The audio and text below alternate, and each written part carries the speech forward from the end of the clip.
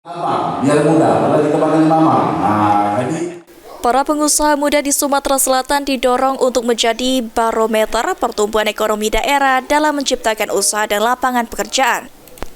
Selain itu juga pengusaha muda dapat menjadi barometer pertumbuhan ekonomi di Sumsel dan bisa mendorong peningkatan PAD di daerah atau provinsi. Sehingga para pengusaha dari daerah dapat memperkenalkan hasil daerah dan merangkul UMKM. Sumsel akan menjadi salah satu organisasi yang harus dan wajib itu menjadi istilahnya barometer pertumbuhan ekonomi di Sumatera Selatan.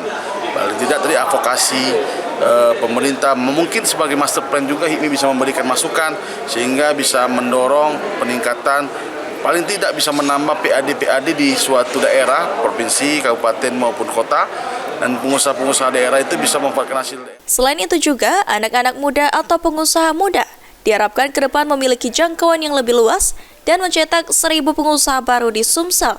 Selain itu, kerjasama dengan pemerintah juga akan dilakukan.